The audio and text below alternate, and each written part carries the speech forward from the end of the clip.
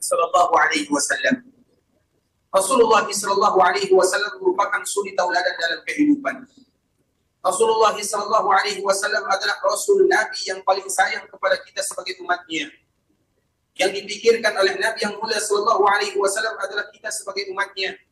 Sehingga ikhwatul Islam, Rasulullah sallallahu alaihi wasallam pernah membacakan firman Allah Subhanahu wa taala yang ada di dalam surat Ibrahim, yang mana di antara salah satu doa Nabi Ibrahim kepada Allah Subhanahu wa taala adalah bagaimana dia dan keturunannya dijaga oleh Allah Subhanahu wa taala agar mereka senantiasa beribadah kepada Allah Azza wa Jalla. Kemudian ayat berikutnya, apa kata Nabi Ibrahim? Allah menceritakan di dalam surat Ibrahim, Rabbi innahunna adlalna katsiran minan nas. Ya Allah, sesungguhnya syaitan, iblis, musuh manusia, kemudian berhala-berhala yang ada, banyak sudah menyesatkan umat manusia. Nabi SAW membaca surat yang ada di dalam surat Ibrahim tersebut. Sebagaimana juga Rasulullah SAW membaca sebuah surat, membaca ayat yang ada di akhir surah Al-Ma'idah. Bagaimana Nabi Musa, atau bagaimana ucapan Nabi Isa kepada Rabbul Izzati wal Jalalah. Kemudian dikala Nabi SAW membaca ayat-ayat ini, maka Nabi pun menangis. Dikala Nabi SAW menangis, maka Allah Subhanahu wa taala memerintahkan malaikat Jibril, wahai Jibril, pergi kamu datang kepada Muhammad, tanyakan kepadanya kenapa dia menangis, dan Allah tahu kenapa Nabi kita menangis. Allah Subhanahu wa taala sengaja mengutus malaikat Jibril untuk menunjukkan kepada kita bagaimana kemuliaan Nabi kita yang mulia sallallahu alaihi wasallam, Muhammad bin Abdullah, manusia pilihan dari Allah Subhanahu wa taala. Kemudian Jibril pun datang kepada Nabi yang mulia sallallahu alaihi wasallam sambil bertanya, "Mayuki? Apa yang membuat engkau menangis? Wahai Muhammad, sesungguhnya Allah mengutus diriku untuk bertanya kepadamu, kenapa kamu menangis?" Maka apa jawaban Nabi kita yang mulia sallallahu alaihi wasallam? Rabbi, ya Allah, ummati ummati. Yang membuat diriku menangis adalah umatku dan umatku. Karena umat sebelum Nabi sallallahu alaihi wasallam, dikala mereka tidak mau taat kepada nabinya, dikala mereka berbuat maksiat, maka Nabi mereka berdoa kepada Allah, ya Allah, mereka tidak mau patuh, mereka tidak mau mendengarkan diriku. Apa yang terjadi kepada umat sebelumnya? Allah hancurkan mereka.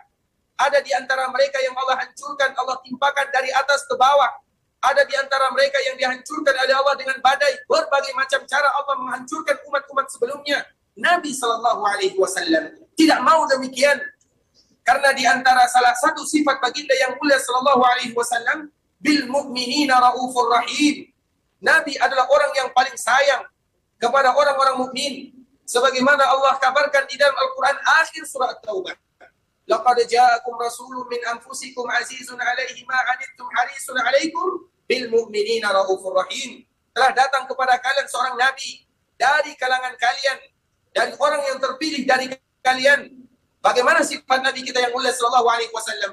Azizun 'alaihi ma 'anittum. Nabi merasa lelah, atau Nabi sallallahu alaihi wasallam merasa iba terhadap kalian. Harisun 'alaikum. Nabi sallallahu alaihi wasallam antusias bagaimana agar ibadahnya atau umatnya selalu beribadah kepada Allah. Bil mu'minina raufur rahim. Dan di antara salah satu sifat Nabi yang mulia, sayang kepada kita sebagai umatnya, terutama orang-orang mukmin dan orang-orang muslim. Sehingga Nabi SAW dikala membaca ayat-ayat Allah Subhanahu wa taala, Nabi pun meneteskan air mata, dan yang Nabi pikirkan adalah kita sebagai umatnya. Sehingga Allah Subhanahu wa taala atau malaikat Jibril menyampaikan kepada Allah, ya Allah, sesungguhnya yang membuat Nabi Muhammad menangis adalah karena memikirkan umatnya, karena sayang kepada umatnya. Kemudian apa kata Allah Subhanahu wa taala, dan hadis ini merupakan hadis yang diriwayatkan oleh Imam Muslim dari sahabat Abdullah bin Amr bin As. Allah Subhanahu wa taala menyebutkan kepada Nabi kita yang mulia sallallahu alaihi wasallam, "Inna sanurdika fi ummatika wa la nasur." Sesungguhnya kami akan membuat engkau bangga, dan kami akan membuat engkau ridha terhadap umatmu, dan kami tidak akan pernah membuat hatimu sedih, wahai Muhammad, kata Allah Subhanahu wa taala. Dan itulah makna daripada firman Allah Subhanahu wa taala, wala saufa yu'tika rabbuka fatarda. Dan kami akan memberikan kepadamu wahai Muhammad sampai engkau ridha terhadapnya. Apa yang diberikan oleh Allah Subhanahu wa taala kepada nabi kita yang mulia? Di antara salah satu yang Allah berikan kepada kita sebagai umat baginda yang mulia, dan itu adalah di antara hal-hal yang membuat nabi bangga terhadapnya, bahwa sesungguhnya manusia yang paling banyak mengisi surga Allah Azza wa Jalla adalah berasal dari umat Rasulullah sallallahu alaihi wasallam, dan semoga kita termasuk salah satu darinya. Sehingga di antara salah satu kewajiban kita bersama ikhwatal Islam, sebagaimana Nabi kita yang mulia sallallahu alaihi wasallam selalu memikirkan kita sebagai umatnya, di antara ucapan dan ungkapan yang selalu keluar dari lisan baginda yang mulia adalah kalimat ummati, umatku ya Allah. Itu yang selalu Nabi pikirkan. Sehingga Nabi berdoa kepada Allah untuk umatnya. Nabi berpikir demi kita sebagai umatnya. Nabi berusaha semaksimal mungkin demi kita sebagai umatnya. Tinggal bagaimana kita sebagai umat Nabi yang mulia sallallahu alaihi wasallam harus melakukan kewajiban kita terhadap baginda yang mulia, dan wajib kita cinta kepada Nabi sallallahu alaihi wasallam. Dan di antara bentuk kecintaan kita kepada Nabi adalah bagaimana kita menjadikan hari-hari kita berselawat kepada Rasul kita yang mulia. Allahumma salli ala Muhammad wa ala ali Muhammad kama sallaita ala Ibrahim wa ala ali Ibrahim innaka Hamidum Majid. Allahumma barik ala Muhammad wa ala ali Muhammad kama barakta ala Ibrahim wa ala ali Ibrahim innaka Hamidum Majid.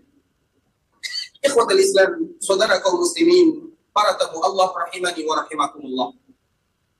Pada kesempatan yang berbahagia ini, alhamdulillah, Allah Subhanahu wa taala mempertemukan kita kembali sehingga kita bisa bersua berjumpa di Masjid Rasulullah sallallahu alaihi wasallam, tentunya untuk membacakan ayat-ayat Allah Subhanahu wa taala ataupun hadis-hadis Rasulullah sallallahu alaihi wasallam, dan semoga dengan apa yang kita sampaikan dan yang kita bacakan, maka dengan itu pula lah bertambah keimanan dan ketakwaan kita kepada Allah Subhanahu wa taala. Karena memang di antara tujuan kita datang ke kota Madinah, berkunjung ke Masjid Rasulullah sallallahu alaihi wasallam adalah bagaimana meningkatkan kualitas iman dan takwa kita kepada Allah Subhanahu wa taala, dan begitu juga kecintaan kita kepada baginda yang mulia sallallahu alaihi wasallam. Ikhwatul Islam, saudara kaum muslimin, para tamu Allah rahimani wa rahimakumullah.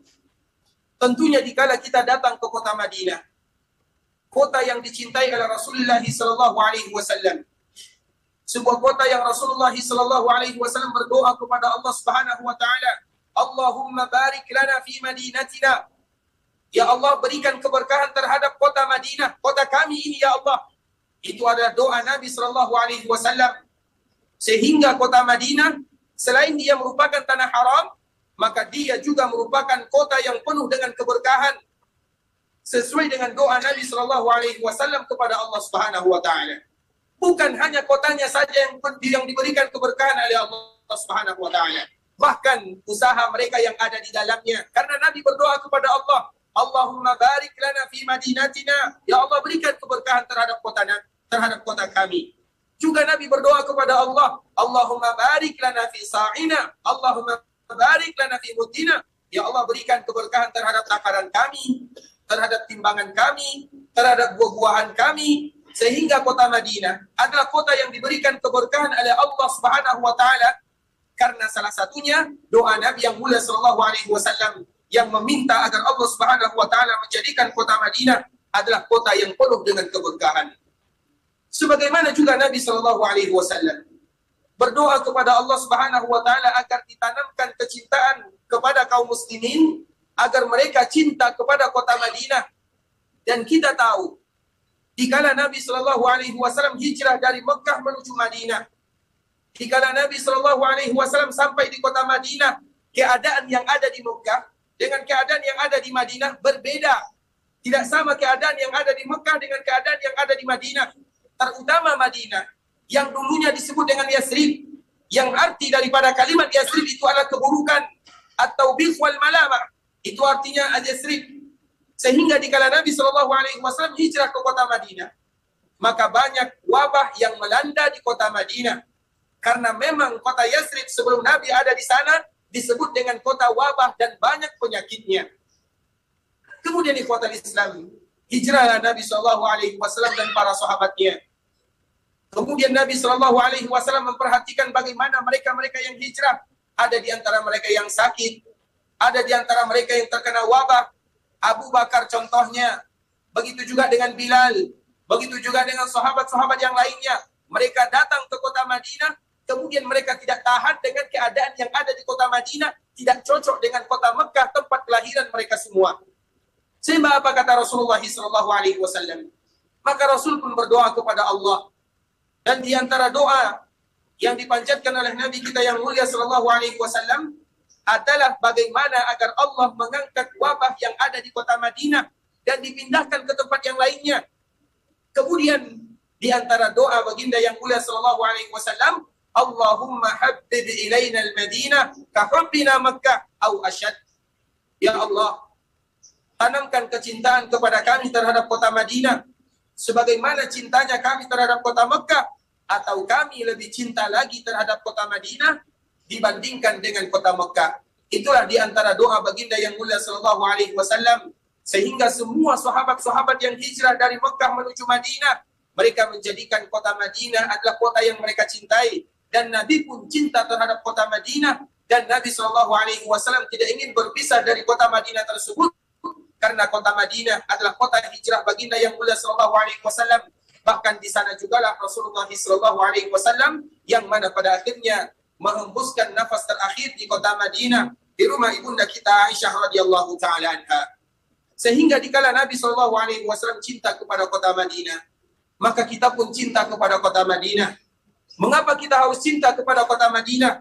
Karena Nabi sendiri cinta kepada kota Madinah, dan di antara bentuk kecintaan kita kepada baginda yang mulia SAW adalah kita cinta kepada apa yang Nabi cinta. Jikalau Nabi cinta kepada kota Madinah, maka kita pun cinta terhadap kota yang dicintai oleh baginda yang mulia sallallahu alaihi wasallam. Kemudian ikhwatul Islam, juga di antara nasihat bagi kita bersama dikala kita berada di kota Madinah, bahwa kota Madinah adalah kota yang dinamakan oleh Allah Subhanahu wa taala dengan kalimat Tabah. Sebagaimana hadis Nabi yang mulia sallallahu alaihi wasallam, "Innallaha sammal Madinata Tabah." Sesungguhnya Allah Subhanahu wa taala memberikan nama kota Madinah adalah Tabah. Sebagaimana juga hadis Nabi yang mulia sallallahu alaihi wasallam, "Hadhihi Tabah." Ini adalah Tabah. Makanya di antara salah satu nama kota Madinah adalah Tabah, karena Madinah dia memiliki beberapa nama. Dan di antara salah satu nama kota Madinah adalah Tabah atau Tibah.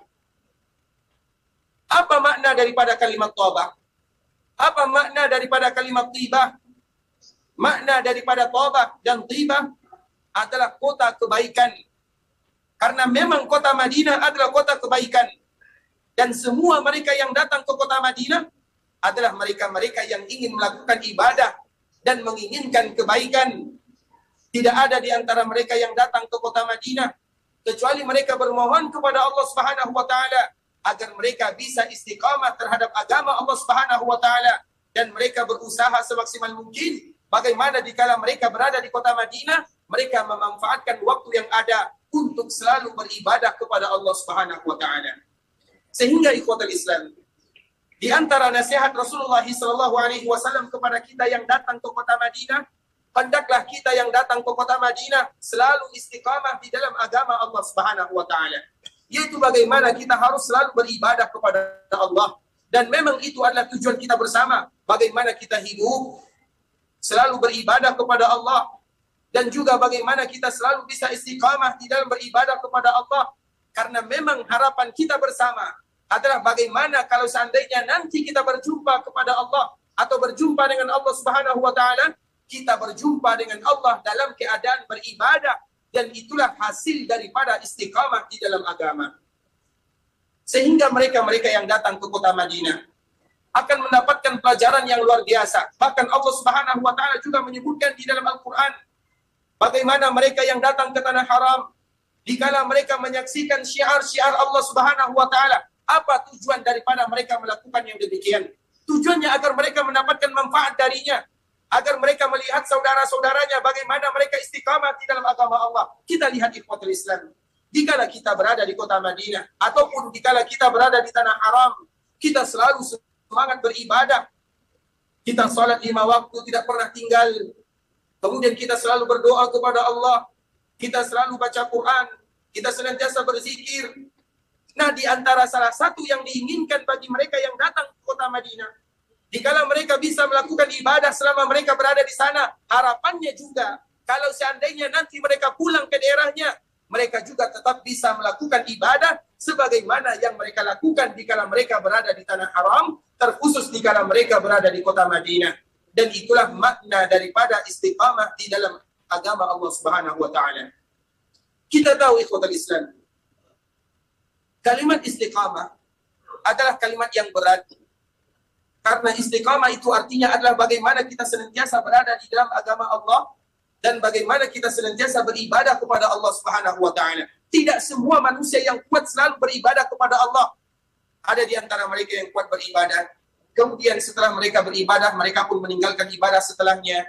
Kemudian mereka kembali lagi beribadah kepada Allah. Istiqamah itu adalah mereka yang senantiasa beribadah kepada Allah Azza wa Jalla. Sehingga senantiasa kita menyebutkan kalimat istiqamah itu adalah kalimat yang berat. Bahkan Nabi sendiri kita tahu, di antara salah satu sifat Nabi yang mulia sallallahu alaihi wasallam di kota Islam, sebagaimana yang diceritakan dan yang disebutkan oleh Imam At-Tirmidzi rahimahullah di dalam kitabnya Asy-Syama'il, atau yang lebih kita kenal dengan Syama'il Al-Muhammadiyah, sebuah kitab yang menggambarkan kepada kita bagaimana sifat dan ciri Nabi sallallahu alaihi wasallam. Kita tahu di antara salah satu ciri Nabi kita yang mulia sallallahu alaihi wasallam, Nabi sallallahu alaihi wasallam tidak ada ubannya. Itu ada di antara salah satu sifat dan ciri Nabi yang mulia sallallahu alaihi wasallam. Nabi sallallahu alaihi wasallam memiliki rambut yang indah, antara rambut Nabi Musa dengan rambut Nabi Isa. Rambut Nabi sallallahu alaihi wasallam ikal, indah.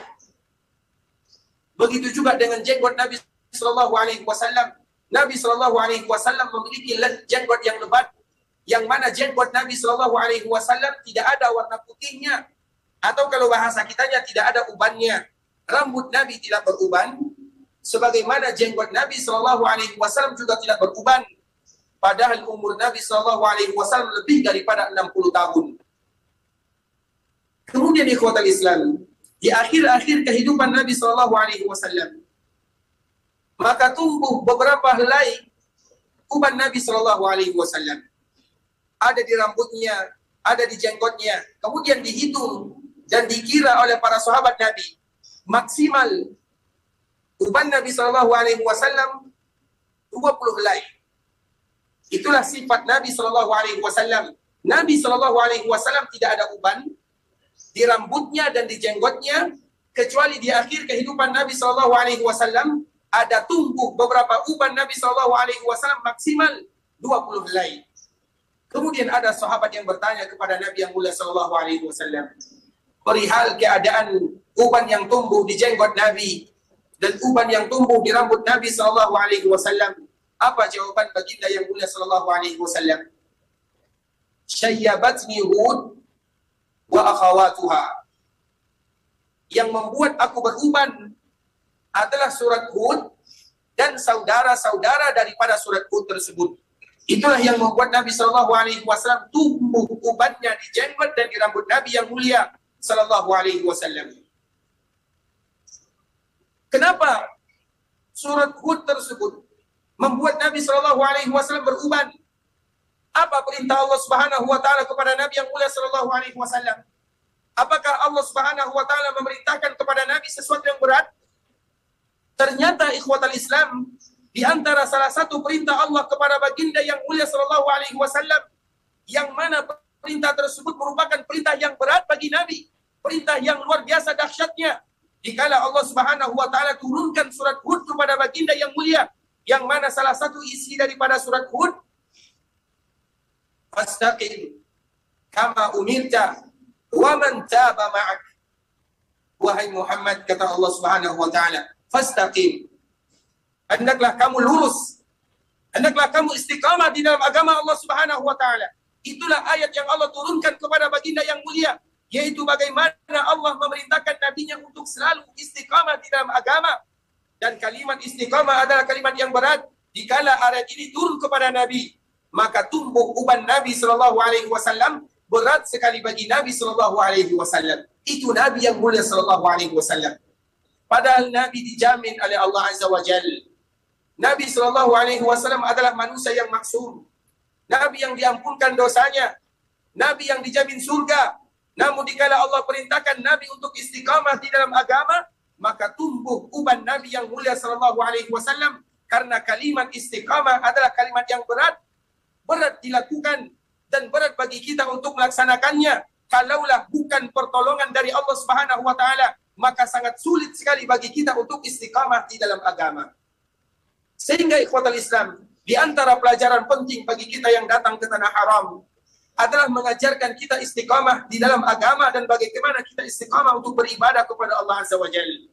Dikala kita datang ke kota Madinah, dikala kita berkunjung ke kota Mekah untuk beribadah, maka salah satu pelajaran yang bisa kita ambil darinya adalah bagaimana kita selalu beribadah kepada Allah, dan semangat beribadah kepada Allah bukan hanya dikala kita berada di tanah haram, namun kalau seandainya kita dipulangkan oleh Allah ke daerah kita masing-masing, maka tuntutan bagi kita bersama adalah selalu beribadah kepada Allah Subhanahu wa taala, karena memang Allah memerintahkan kita beribadah sampai kita dipanggil oleh Allah Subhanahu wa taala. Wa'budu rabbaka hatta ya'tiyakal yaqin. Hendaklah kalian beribadah kepada Allah sampai yakin datang kepada kalian. Apa makna daripada kalimat yakin? Sampai kematian itu datang kepada kalian. Sampai itu pula lah kalian harus selalu beribadah kepada Allah Subhanahu wa taala. Oleh karenanya ikhwatul Islam, ini merupakan nasihat untuk kami pribadi dan juga kita bersama, yaitu bagaimana kita selalu beribadah kepada Allah Subhanahu wa taala. Selama kita berada di kota Madinah secara khususnya, atau selama kita berada di tanah haram secara umum, dikala kita bisa semangat beribadah kepada Allah, atau dikala kita bisa meninggalkan kemaksiatan yang pernah kita lakukan, hendaklah begitu juga dikala kita pulang ke daerah kita, bagaimana kita selalu beribadah kepada Allah sampai Allah Subhanahu wa taala memanggil kita. Dan itulah kalimat yang disebut dengan istiqamah, dan Allah Subhanahu wa taala memerintahkan kepada kita bersama agar kita selalu istiqamah di atas agama Allah Subhanahu wa taala. Namun istiqamah ini adalah sesuatu yang berat. Tidak mudah bagi kita untuk mendapatkan istiqamah. Tidak mudah bagi kita untuk selalu beribadah kepada Allah Subhanahu wa taala. Sehingga ada ungkapan para ulama yang mereka menyebutkan agar kita bisa istiqamah di dalam agama, maka yang pertama kali harus kita lakukan adalah ikhlas beribadah kepada Allah Subhanahu wa taala. Mereka yang ikhlas beribadah, maka mereka itu yang akan istiqamah. Kenapa mereka bisa istiqamah? Karena mereka beribadah semata-mata untuk Allah Subhanahu wa taala. Mereka tidak pernah mengharapkan pujian manusia. Sebagaimana mereka juga tidak takut cacian manusia. Namun yang mereka harapkan adalah pujian Allah. Dan yang mereka takutkan adalah azab dari Allah. Sehingga mereka ikhlas beribadah kepada Allah. Dan keikhlasan tersebut akan melahirkan istiqamah di dalam agama. Kemudian mereka yang istiqamah di dalam agama, maka mereka itulah yang akan diberikan hadiah yang luar biasa oleh Allah Subhanahu wa taala. Dan di antara salah satu hadiahnya, mereka yang istiqamah, mereka itu akan mendapatkan husnul khatimah, dan semoga Allah Subhanahu wa taala memberikan kepada kita bersama yaitu husnul khatimah. Ikhwatul Islam, saudara kaum muslimin, kita sering mendengarkan, kita sering melihat saudara-saudara kita, terutama mereka-mereka yang datang ke tanah haram, baik itu Mekah ataupun di Madinah. Kita bahkan menyaksikan dengan mata kepala kita sendiri bagaimana ada di antara sebahagian saudara kita mereka yang meninggal dikala mereka sedang memakai pakaian ihram. Ada di antara saudara kita yang meninggal dikala mereka tawaf. Ada di antara mereka yang meninggal dikala mereka sa'i. Ada di antara mereka yang meninggal dikala mereka salat. Ada di antara mereka yang meninggal dikala mereka baca Quran. Dan kita harus tahu kenapa mereka bisa meninggal dalam keadaan demikian. Jawabannya tidak lain tidak bukan karena itu merupakan kebiasaan yang mereka lakukan. Tidak mungkin kita bisa langsung meninggal dalam keadaan baca Quran, padahal Al-Quran itu sendiri hanya kita lihat 1 tahun sekali saja. Mereka yang bisa meninggal dalam keadaan membaca Al-Quran adalah mereka yang selalu rutin untuk membaca Al-Quran. Dan itulah yang kita inginkan. Begitu juga kita lihat saudara-saudara kita yang meninggal dalam keadaan beribadah, dalam keadaan salat. Siapa yang bisa meninggal dalam keadaan salat? Yaitu mereka yang selalu beribadah kepada Allah. Mereka selalu mengerjakan salat wajib. Mereka tidak meninggalkan salat-salat sunat. Dan mereka itulah nantinya akan diberikan hadiah oleh Allah Azza wa Jalla. Jika mereka istiqamah di dalam ibadah, maka Allah pun berikan kepada mereka. Allah wafatkan mereka dalam kebiasaan apa yang mereka lakukan. Dan itulah hadiah daripada istiqamah kepada Allah dan di jalan Allah Subhanahu wa ta'ala. Makanya Abu Hurairah, dan juga ditafsirkan oleh para ulama, salah satunya adalah Imam Ibnu Katsir rahimahullahu taala, yang kita kenal dengan imam ahli tafsir dan juga imam ahli sejarah yang meninggal pada tahun 774 Hijriah, pernah menyebutkan, man asya ala syai'in mata alaih. Barang siapa yang terbiasa hidup dalam keadaan sesuatu, maka dia pun akan meninggal dalam keadaan kebiasaan yang dia lakukan. Kita ini kebiasaan kita apa yang biasa kita lakukan dalam kehidupan? Apakah kita biasa beribadah kepada Allah, ataukah kita biasa melakukan maksiat dan dosa? Dan seorang hamba di antara salah satu hukum alam atau sunnatullah yang ada di dunia, Allah Subhanahu wa taala akan mewafatkan seorang hamba dalam keadaan kebiasaan yang selalu dia lakukan dalam kehidupan. Makanya Imam Ibnu Katsir yang dia juga mengambil dan menukilkan dari Abu Hurairah, man asya ala syai'in mata alaih. Barang siapa yang biasa hidup dalam sesuatu keadaan, maka dia pun akan dipanggil oleh Allah dalam keadaan kebiasaan yang dia lakukan. Makanya ada orang yang beribadah kepada Allah wafat dalam keadaan beribadah. Dan sebaliknya, apabila ada orang yang jauh dari Allah Subhanahu wa taala, dia pun meninggal berjumpa dengan Allah Subhanahu wa taala dalam keadaan kebiasaan apa yang selalu dia lakukan. Makanya kami selalu menyebutkan ikhwatul Islam. Dulu sekitar 13 tahun atau 14 tahun yang silam, di awal-awal kami datang ke kota Madinah, kami menyaksikan dengan mata kepala sendiri dikala terjadi musim haji. Ada salah seorang yang berasal dari, kalau kami tidak salah, berasal dari Solo. Seorang yang sudah tua, kakek yang sudah tua. Kemudian sebelum asar, dikala dia masuk ke dalam Masjid Nabawi, dia pun melakukan ibadah salat. Dan itu pas kejadiannya di depan mata kami sendiri. Kami menyaksikannya dan kami melihatnya. Dia pun salat 2 rakaat. Kemudian setelah 2 rakaat dia pun salam. Setelahnya dia kembali melakukan salat 2 rakaat. Pada rakaat yang kedua, dikala dia sujud, maka dia tidak bangkit lagi dari sujudnya. Ternyata dia sudah dipanggil oleh Allah Subhanahu wa taala dalam keadaan sujud di kota Nabi, di Masjid Rasulullah sallallahu alaihi wasallam. Bukankah itu cita-cita kita bersama dikala kita ingin menghadap Allah Subhanahu wa taala? Bukankah kita ingin menghadap Allah dalam keadaan baca Quran? Bukankah kita ingin menghadap Allah Subhanahu wa taala dalam keadaan salat? Bukankah kita ingin menghadap Allah Subhanahu wa taala dalam keadaan berpuasa? Bukankah kita ingin menghadap Allah dalam keadaan zakat? Bukankah kita ingin menghadap Allah Subhanahu wa taala dalam keadaan beribadah? Itu yang kita inginkan. Dan tidaklah bisa kita mendapatkan yang demikian ikhwatal Islam kecuali kalau seandainya kita harus istiqamah di dalam agama Allah Subhanahu wa taala. Itulah yang namanya istiqamah. Makanya ungkapan yang selalu disebutkan oleh para ulama, mereka yang ikhlas beribadah kepada Allah, Allah berikan kepada mereka istiqamah. Karena istiqamah itu berat, tidak bisa dilakukan kecuali mereka-mereka yang kuat imannya, kuat takwanya, kuat hatinya, kuat ketergantungannya kepada Rabbul Izzati wal Jalalah.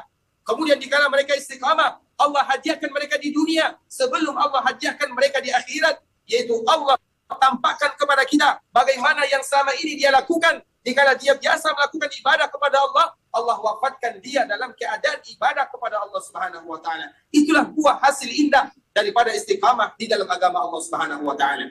Makanya dikala kita berada di tanah haram, dikala kita datang ke kota Madinah, dikala kita datang ke kota Mekah, kemudian kita bisa semangat beribadah kepada Allah. Semangat itulah yang nanti akan kita bawa pulang. Jangan hanya semangat di kota Madinah, jangan hanya semangat di tanah haram. Dikala kita berada di daerah kita masing-masing, kita pun harus tetap semangat. Dikala kita bisa di tanah haram baca Quran, di rumah kita juga harus baca Quran. Dikala di tanah haram kita bisa berzikir kepada Allah, menyediakan waktu kita belajar agama. Begitu juga seandainya kita dipulangkan oleh Allah, kita tetap semangat berzikir, tetap semangat belajar agama. Itulah makna daripada kalimat istiqamah, yaitu mereka yang selalu berada di dalam beribadah kepada Allah Subhanahu wa taala. Dan itulah pelajaran yang bisa kita ambil dari mereka-mereka yang dimudahkan oleh Allah untuk datang ke tanah haram. Dan kita tahu ini merupakan nikmat yang luar biasa, yang mana mereka yang datang ke tanah haram itu disebut dengan tamu-tamu Allah Subhanahu wa taala. Kita bukan tamu manusia. Namun kita adalah tamu Rabbul Izzat wal Jalalah, Rabbnya manusia, Rabb yang menciptakan kita, dan Rabb yang memerintahkan kita untuk selalu istiqamah di dalam agama, sehingga kita disebut dengan Duyufur Rahman, tamu-tamu Allah Subhanahu wa Ta'ala. Dan ketahuilah, di antara salah satu bentuk ibadah tersebut bisa diterima oleh Allah Subhanahu wa Ta'ala, suatu ibadah akan melahirkan ibadah yang berikutnya. Itulah tanda ibadah kita bisa diterima oleh Allah Subhanahu wa Ta'ala. Walaupun ada tanda-tanda yang lainnya, namun di antara tanda agar kita tahu apakah ibadah kita bisa diterima oleh Allah atau tidak, maka ibadah itu akan melahirkan ibadah yang berikutnya. Jikalau sholat kita diterima oleh Allah, maka kita akan senantiasa ketergantungan sholat itu tidak pernah kita tinggalkan.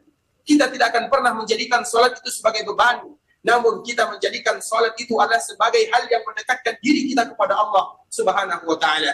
Jikalau zikir kita diterima oleh Allah, kita akan selalu dan senantiasa berzikir kepada Allah. Dimanapun kita berada, di tempat apapun kita selalu berzikir kepada Allah. Itulah diantara bukti ibadah seseorang diterima oleh Allah Subhanahu wa Ta'ala, karena suatu ibadah akan melahirkan ibadah yang berikutnya. Dan itulah diantara salah satu nasihat bagi kita bersama, terutama dikala kita berada di kota Madinah, kota yang dinamakan oleh Allah Subhanahu wa Ta'ala dengan Thaubah.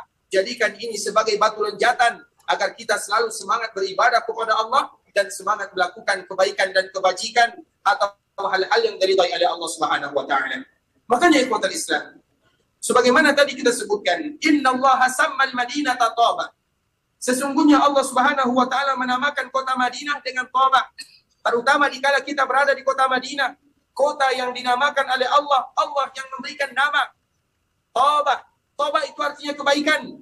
Semua yang datang ke kota Madinah, mereka harus berupaya semaksimal mungkin agar mereka bisa melakukan kebaikan walaupun sedikit. Dan sebaliknya, selama mereka berada di kota Madinah, usahakan agar mereka tidak melakukan hal-hal yang tidak diridhai oleh Allah Subhanahu wa Ta'ala. Makanya sering kita sebutkan, dan ini nasihat bagi kita bersama ikhwatul Islam. Jikalau kita berada di kota Madinah, hal-hal yang tidak diridhai oleh Allah Subhanahu wa Ta'ala, maka hendaklah kita untuk berusaha untuk menjaga diri kita. Bagaimana kita tidak terjatuh ke dalamnya?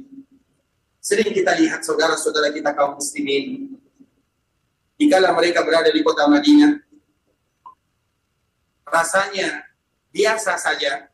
Namun sebelumnya kami mohon maaf kalau seandainya ucapan ini salah atau kurang berkenan. Coba kita perhatikan sebagian saudara kita yang ada di kota Madinah. Jikalau mereka berada di kota Madinah, isi kofornya itu apa? Itu rokok. Jikalau mereka berada di pelataran Madinah, di masjid Madinah, atau jikalau mereka memiliki waktu, maka mereka pun merokok dengan mudahnya. Mereka lupa bahwa mereka berada di tanah haram. Mereka lupa ini merupakan bagian syiar yang harus dihargai dan dihormati. Mereka lupa dengan ayat Allah Subhanahu wa Ta'ala, wa may yu'azzim sya'airallah fa innaha min taqwal qulub. Barang siapa yang mengagungkan syiar-syiar Allah, maka itu adalah bagian daripada ketakwaan. Berat memang ikhwatul Islam, namun pantaskah kita di masjid Nabi, di kota Nabi, masih kita melakukan perkara-perkara yang tidak baik? Bukankah kota Madinah yang namanya Thaubah? Bukankah, apakah rokok itu Thaubah namanya? Apakah rokok itu mendatangkan kebaikan? Demi Allah tidak pernah mendatangkan kebaikan. Makanya kita berdoa kepada Allah agar mereka yang masih diberikan ujian oleh Allah Subhanahu wa Ta'ala, agar mereka betul-betul meninggalkannya. Sebagaimana kita juga harus menjaga kota Madinah, karena Madinah ini adalah Thaubah. Kita contohkan kepada contoh-contoh yang lainnya. Apakah pantas selama kita berada di kota Madinah, atau dikala kita berada di kota haram, yang kita lakukan adalah menghibah, atau namimah, atau melakukan hal-hal yang tidak diridhai oleh Allah Subhanahu wa Ta'ala? Apakah pantas dikala kita berada di kota Madinah secara khusus, atau di tanah haram secara umum, masih ada di antara kita yang suka mendengarkan musik dan nyanyian-nyanyian. Mereka lupa dengan Al-Quran dan ayat-ayat Allah Subhanahu wa Ta'ala. Sehingga kita selalu mengingatkan yang demikian di kota Islam, bahwa kota Madinah adalah kota Thaubah dan Thibah. Thibah itu artinya kebaikan. Semua bentuk yang tidak baik kita hilangkan dan kita jauhkan. Dan semoga dikala kita terbiasa melakukan yang demikian, kalaupun nanti kita pulang ke daerah kita, kita terbiasa melakukan yang demikian dan meninggalkannya. Itulah namanya innallaha sammal madinata Thaubah. Sesungguhnya Allah memberikan nama Madinah dengan kalimat Thaubah. Makanya kami mohon maaf kalau seandainya kalimat ini adalah kalimat yang berat.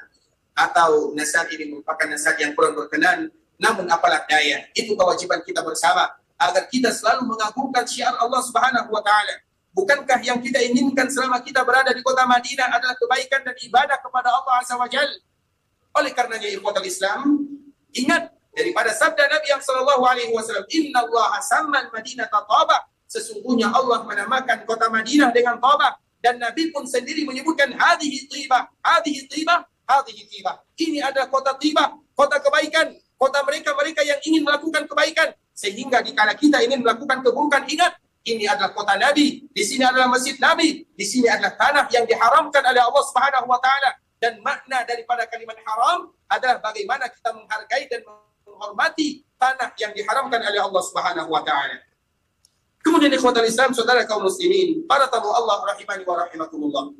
Juga di antara nasihat yang bisa kita sampaikan, terutama dikala kita berada di kota Madinah, kita tahu tentunya tujuan kita berada di kota Madinah adalah bagaimana kita melakukan dan mengambil semua pahala-pahala yang dijanjikan. Bahkan di dalam sebuah hadis disebutkan oleh baginda yang mulia sallallahu alaihi wasallam, di antara sifat dan nama lain daripada kota Madinah, Rasulullah sallallahu alaihi wasallam menyebutkan dari hadis yang diriwayatkan oleh Imam Bukhari dan Muslim, "Innal imana la ya'rizu ila al-Madinah kama ta'rizu al-hayyatu ila juhriha." Sesungguhnya iman itu akan kembali ke kota Madinah sebagaimana ular akan kembali ke sarangnya. Apa maknanya? Berarti mereka yang datang ke kota Madinah, yang mendorong mereka bisa datang ke kota Madinah adalah karena iman. Sehingga Nabi menyebutkan, "Innal imana la ya'rizu ila al-Madinah." Sesungguhnya iman nanti akan berkumpul di kota Madinah. Karena semua mereka yang datang ke kota Madinah adalah landasan keimanan kepada Allah dan kecintaan mereka kepada Rasulullah SAW. Makanya kota Madinah disebut dengan Darul Iman. Di antara nama lain daripada kota Madinah adalah Darul Iman. Karena kita pun merasakan ikhwatul Islam, jika kita datang ke kota Madinah, datang ke masjid Rasulullah SAW, maka kita akan termotivasi untuk beribadah. Jika kita melihat saudara-saudara kita beribadah, maka kita pun akan ikut beribadah sebagaimana saudara-saudara kita beribadah. Sehingga mereka yang beribadah adalah mereka yang menambah kualitas keimanan mereka kepada Allah dan kecintaan mereka kepada Rasulullah SAW. Maka betullah apa yang Nabi kabarkan, "Innal imana la ya'rizu ila al-Madinah kama ta'rizul hayyatu ila juhriha." Sesungguhnya iman itu akan berkumpul ke kota Madinah karena semua mereka yang datang ke kota Madinah tujuan mereka adalah meningkatkan kualitas keimanan, atau yang menyebabkan mereka datang ke kota Madinah, dorongan yang paling kuat adalah iman mereka kepada Allah dan cinta mereka kepada Rasulullah. Sehingga dikala mereka berkumpul di kota Madinah, maka kota Madinah menjadi sarangnya keimanan. Innal imana la ya'rizu ilal Madinah. Sesungguhnya iman itu akan kembali ke kota Madinah sebagaimana yang disebutkan oleh baginda yang mulia sallallahu alaihi wasallam. Kemudian kita tahu jika kita beribadah terutama di kota Madinah di masjid Rasulullah sallallahu alaihi wasallam, maka ada pahala yang lebih atau pahala yang luar biasa yang dijanjikan oleh Allah Subhanahu wa taala. Yang mana tujuan kita bersama tidak lain tidak bukan adalah bagaimana mendapatkan pahala yang dijanjikan tersebut. Salah satunya, dan ini merupakan di antara amalan yang paling kita berusaha untuk mengerjakannya dan tidak pernah meninggalkannya, yaitu melakukan ibadah salat di masjid Rasulullah sallallahu alaihi wasallam. Sebelum kita menyebutkan hadisnya ikhwatul Islam, kita tahu masjid Rasulullah sallallahu alaihi wasallam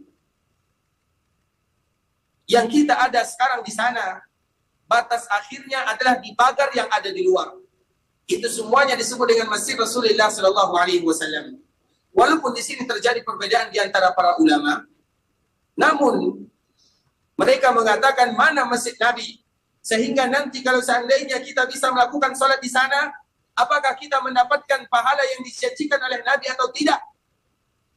Maka Masjid Nabawi, kalau seandainya dilakukan perluasan dan semua perluasan yang dilakukan untuk Masjid Nabawi, maka tetap dinamakan dengan Masjid Nabawi. Dan untuk sekarang, Masjid Nabawi adalah bagian batasannya adalah bagian pagar yang ada di luar. Kalau ada di antara mereka yang sholat di pagar yang bagian dalam, maka mereka akan mendapatkan pahala yang dijanjikan. Namun kalau seandainya mereka sholat di bagian yang luar, maka mereka pun tidak mendapatkan pahala yang dijanjikan oleh Allah Subhanahu wa taala atau oleh Rasulullah sallallahu alaihi wasallam.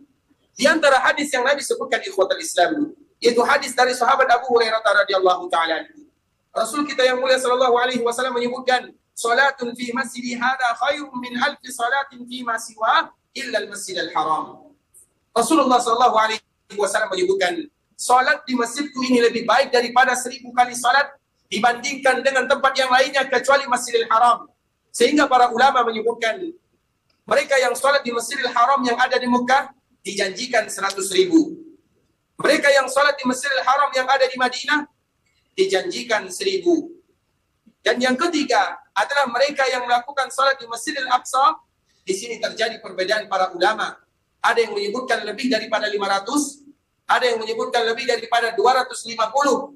Namun kalau seandainya kita tinjau dari segi sanadnya, yang paling kuat menyebutkan barang siapa yang melakukan dan bisa salat di Masjidil Aqsa, kiblat pertama kaum muslimin, maka mereka akan mendapatkan 250 pahala dibandingkan mereka salat di luarnya. Nah, sekarang kita kembalikan lagi ke hadis baginda yang mulia sallallahu alaihi wasallam. Apa kata Nabi sallallahu alaihi wasallam? Salatun fi masjidi hadza. Nabi menyebutkan kalimat salatun. Kita tahu di dalam bahasa Arab ada namanya kalimat ma'rifah dan ada namanya kalimat nakirah. Di dalam bahasa Arab di kota Islam ada namanya kalimat ma'rifah, ada namanya kalimat nakirah. Ma'rifah itu diambil dari kata-kata ma'rifat, arafah, yaitu yang sesuatu yang diketahui. Nakirah itu artinya sesuatu yang nakir. Nakir itu artinya sesuatu yang tidak jelas. Dan Nabi SAW menyebutkan dengan kalimat nakirah. Nabi SAW menyebutkan salatun, yaitu salat, kata Nabi SAW. Sehingga kita bertanya, ya Rasulullah, salat apa yang engkau maksud? Dari pemaparan yang disebutkan oleh baginda yang mulia SAW, seolah-olah Nabi SAW menyampaikan kepada kita bersama bahwa semua salat yang dilakukan seorang hamba dikala mereka berada di kota Madinah dan di masjid Rasulullah SAW masuk ke dalamnya tanpa dikhususkan antara satu salat dengan salat yang lainnya. Makanya Nabi menyebutkan dengan kalimat nakirah. Nakirah itu biasanya tidak menggunakan alif lam. Nabi menyebutkan salatun, tidak ada alif lamnya. Kalau seandainya Nabi mengatakan as-salatu, maka itu adalah salat yang dikhususkan. Namun Nabi mengatakan di dalam sabdanya salatun, yaitu salat di Masjid Nabawi. Salat apa yang harus kita lakukan? Berarti semua salat yang kita lakukan masuk ke dalamnya, dan mereka yang melakukan semua salat tersebut akan mendapatkan pahala yang dijanjikan oleh baginda yang mulia sallallahu alaihi wasallam di dalam sabdanya. Sehingga tentunya kita termotivasi untuk senantiasa melakukan salat di Masjid Nabawi. Semua salat, salat wajib sudah pasti. Salat sunat mulai dari sebelum fajar, yang namanya salat sunat fajar 2 rakaat. Kemudian setelah matahari terbit yang dinamakan dengan salat sunat syuruk. Belum lagi yang nanti yang namanya salat duha. Belum lagi yang namanya nanti 4 rakaat sebelum zuhur, 4 rakaat setelah zuhur. Ada lagi salat sunat 4 rakaat sebelum asar. Ada lagi salat sunat 2 rakaat sebelum maghrib dan 2 rakaat setelah maghrib. 2 rakaat sebelum isya, 2 rakaat setelah isya. Salat malam, salat tahajud, salat witir, semua salat. Maka itu masuk ke dalam hadis baginda yang mulia sallallahu alaihi wasallam. Bahkan ikhwatul Islam, kalau seandainya kita melakukan salat janaiz atau salat jenazah dikala kita berada di kota Nabi SAW, maka itu pun akan didapatkan pahala yang dijanjikan oleh baginda yang mulia SAW.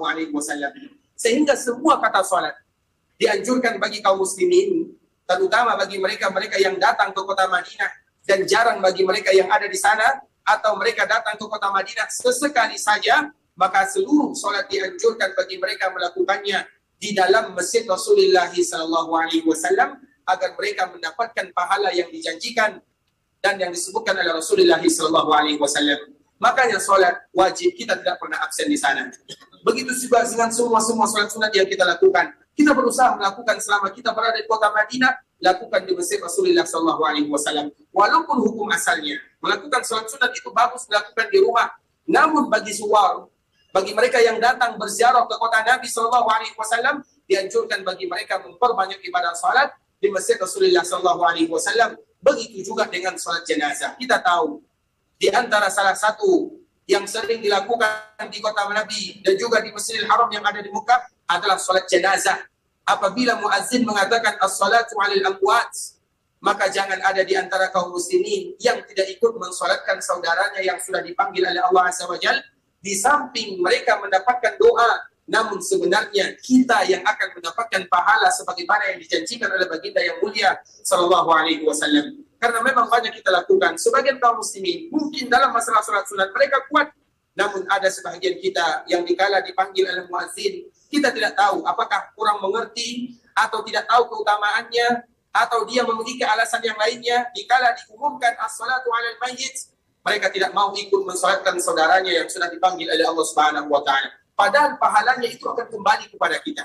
Bukankah Nabi menyebutkan ikhwatul Islam, apabila ada di antara kita yang melakukan salat jenazah untuk saudaranya, maka dia akan mendapatkan satu qiraat. Itu kalau seandainya kita melakukan salat di luar. Bagaimana kiranya kalau seandainya kita melakukan salat di masjid Rasulullah sallallahu alaihi wasallam? Oleh karenanya semua kalimat salat maka masuk di dalam hadis baginda yang mulia sallallahu alaihi wasallam.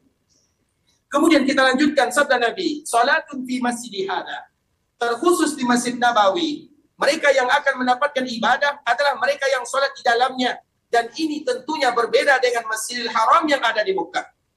Dan insyaallah pada pertemuan yang berikutnya, insyaallah besok ikhwatul Islam, kita akan menyebutkan bagaimana perbedaan tanah haram yang ada di Mekah dengan tanah haram yang ada di Madinah. Karena Nabi Shallallahu Alaihi Wasallam menyebutkan di dalam hadisnya, fi masjidi hada, yaitu bagi mereka yang sholat di dalam masjidku ini. Berarti kalau seandainya kita sholat di luar Masjid Nabawi, kita tidak akan mendapatkan pahala sebagaimana yang dijanjikan Nabi. Misalnya kita sholat di hotel, kita sholat di luar, kita tidak akan mendapatkan pahala yang dijanjikan. Namun pahala ini khusus bagi mereka yang sholat di dalam Masjid Nabawi. Apa pahalanya? Khairum min alfi salatin.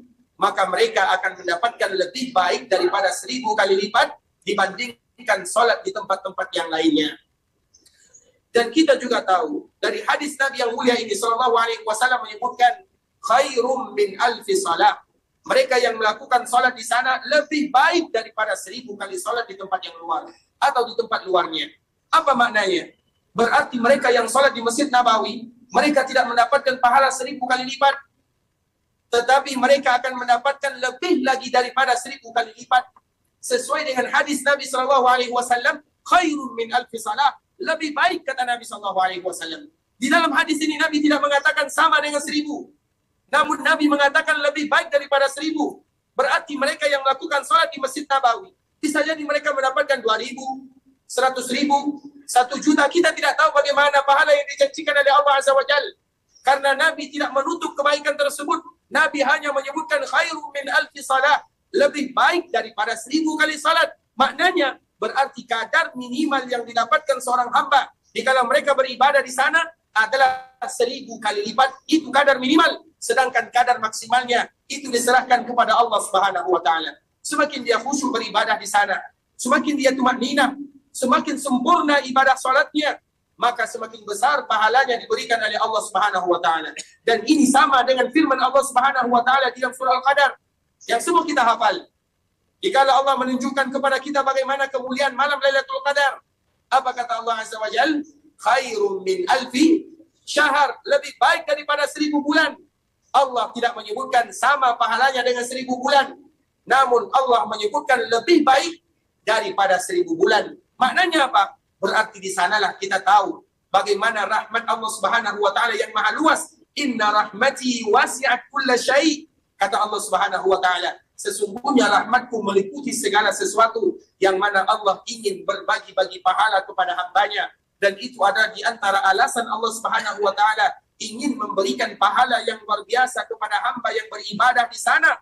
Sehingga dikala mereka beribadah, terutama di Masjid Nabawi, kota Madinah, kota Nabi sallallahu alaihi wasallam, kadar minimal yang mereka lakukan adalah 1000 kali lipat dibandingkan dengan sholat di luarnya. Berarti bisa jadi mereka akan mendapatkan pahala yang lebih besar lagi, sebagaimana yang disebutkan oleh Rasulullah sallallahu alaihi wasallam. Kemudian ikhwatul Islam, begitu juga dengan pertanyaan yang lainnya.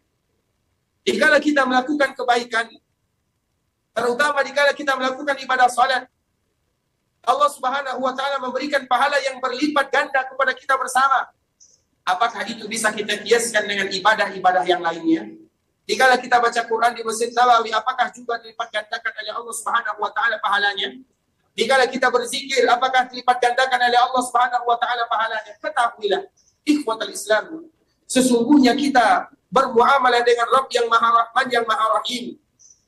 Bahkan Allah Subhanahu wa taala menyebutkan di dalam Al-Qur'an, "Man jaa'a bil hasanati falahu asyru amsalha, wa man jaa'a bis sayyi'ati fala yujza illa mislaha wa hum la yuzlamun." Allah Subhanahu wa taala menyebutkan, barang siapa di antara hambaku yang melakukan kebaikan, minimal pahala yang akan mereka dapatkan adalah 10 kali lipat itu di tempat yang lainnya. Dan pahala tersebut, atau dikala kita melakukan kebaikan, tergantung juga di tempatnya. Apabila tempat tersebut adalah tempat yang mulia dan dimuliakan oleh Allah Subhanahu wa taala, maka setiap pahala dan setiap amalan dan ibadah yang kita lakukan, maka akan diberikan pahala yang berlipat ganda oleh Allah Subhanahu wa taala. Hanya saja di dalam hadis ini, Nabi SAW mengkhususkan dengan kalimat salat, bukan berarti ibadah yang lainnya tidak kita lakukan, atau bukan berarti pahala yang lainnya tidak dilipat gandakan oleh Allah Subhanahu wa taala. Namun Nabi mengkhususkan di dalam hadis ini adalah dengan ibadah salat. Berarti ikhwatul Islam, selama kita berada di tanah haram, maka semua ibadah bisa kita lakukan. Ibadah salat sudah pasti tentunya, ibadah puasa, ibadah zikir, baca Quran, sedekah, dan melakukan ibadah-ibadah yang lainnya juga akan dilipat gandakan oleh Allah Subhanahu wa taala. Namun Allah tidak menyebutkan berapa lipatan gandanya. Hanya saja yang disebutkan oleh Rasulullah SAW adalah perkara yang berkaitan dengan ibadah salat. Oleh karenanya ini merupakan di antara hal-hal yang bisa kita sampaikan, yaitu nasihat yang harus kita jaga selama kita berada di kota Madinah. Bagaimana kita harus memanfaatkan apa yang telah diberikan oleh Allah Subhanahu wa taala kepada kita bersama. Karena waktu ini akan berlalu cepat di kota Islam. Kita tidak tahu, dikala kita diberikan oleh Allah Subhanahu wa taala nikmat untuk bisa berkunjung ke kota Nabi, bisa berziarah ke perkuburan Nabi, bisa beribadah di masjid Nabi, kita tidak tahu apakah kesempatan yang berikutnya masih diberikan oleh Allah Subhanahu wa taala. Kita menyaksikan saudara-saudara kita kaum muslimin, banyak orang yang datang ke kota Madinah, namun setelah pulang mereka dipanggil oleh Allah Subhanahu wa taala. Atau ada lagi di antara mereka yang datang ke kota Madinah, kemudian setelah mereka pulang, kesempatan yang berikutnya belum dibukakan oleh Allah Subhanahu wa taala. Sehingga dikala kita berada di kota Madinah, tentunya kita memanfaatkan ibadah yang luar biasa ini, bagaimana kita menghabiskan hari-hari kita untuk beribadah kepada Allah, terutama di dalam masjid Rasulullah SAW. Masjid Rasulullah SAW adalah masjid yang indah, yang mana kita harus selalu menghabiskan ibadah di sana. Kita lakukan ibadah-ibadah yang mulia, terutama di masjid yang dulu dibangun oleh baginda yang mulia sallallahu alaihi wasallam. Bukankah Nabi sallallahu alaihi wasallam menyebutkan bahwa masjid Nabi yang dibangun oleh Nabi disebut dengan kalimat raudhah? Nabi sallallahu alaihi wasallam menyebutkan, "Ma baina baiti wa minbari raudhatun min riyadil jannah." Sesungguhnya di antara rumahku dan mimbarku adalah taman di antara taman-taman surga. Apa makna daripada hadis baginda yang mulia sallallahu alaihi wasallam? Rasulullah SAW menyampaikan pesan kepada kita bersama ikhwatul Islam. Dengarkan baik-baik apa yang disebutkan oleh para ulama. Dikala mereka menafsirkan sabda Nabi yang mulia SAW, agar kita semangat berada di dalamnya, agar kita betul-betul berjuang dikala kita berada di kota Madinah. Tujuan utama kita adalah masjid Rasulullah SAW, bukan yang lainnya. Rasulullah SAW menyebutkan, "Ma baina baiti min raudhatun min riyadil jannah." Sesungguhnya antara rumahku dan mimbarku ada taman di antara taman-taman surga. Apa maknanya? Kenapa Nabi menyebutkan bahwa itu ada taman-taman surga? Apa maknanya? Apa keutamaannya? Sehingga kita kaum muslimin berusaha semaksimal mungkin agar menjadikan hari kita dikala kita berada di kota Madinah, tidaklah kita pulang dari kota Madinah atau keluar dari kota Madinah kecuali kita beribadah di sana, di taman surga, masjid yang dulu dibangun oleh baginda yang mulia sallallahu alaihi wasallam.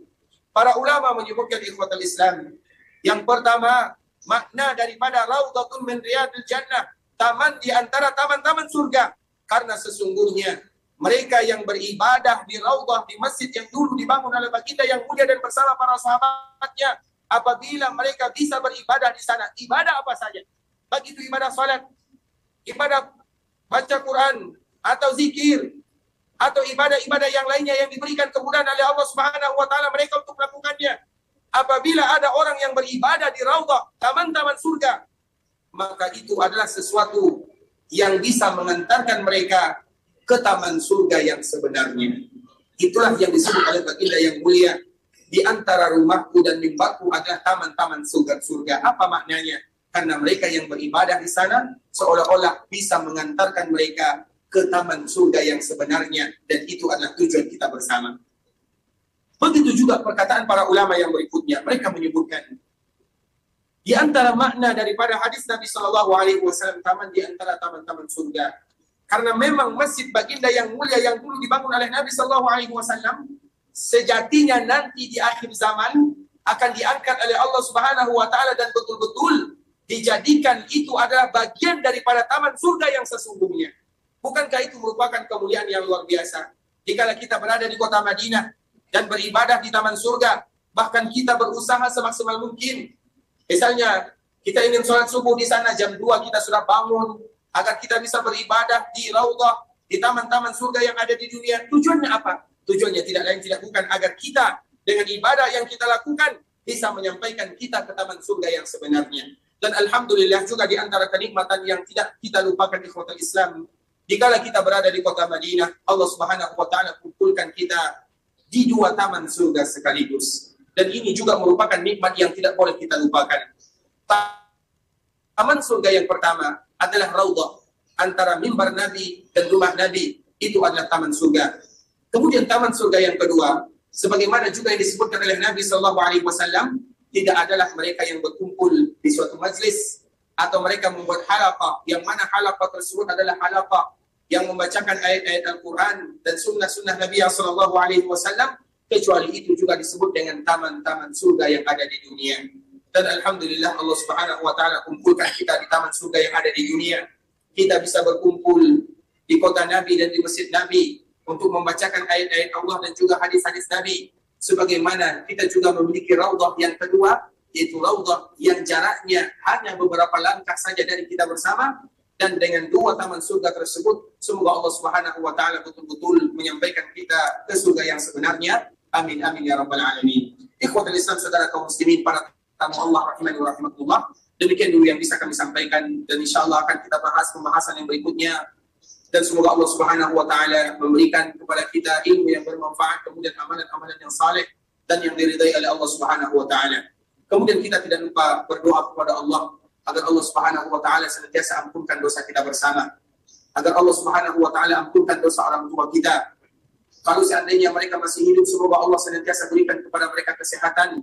Kalau seandainya mereka sudah meninggal, semoga Allah jadikan perkuburan mereka taman di antara taman-taman surga. Dan kita juga berharap kepada Allah agar Allah Subhanahu Wa Taala ampunkan dosa kaum muslimin yang lainnya.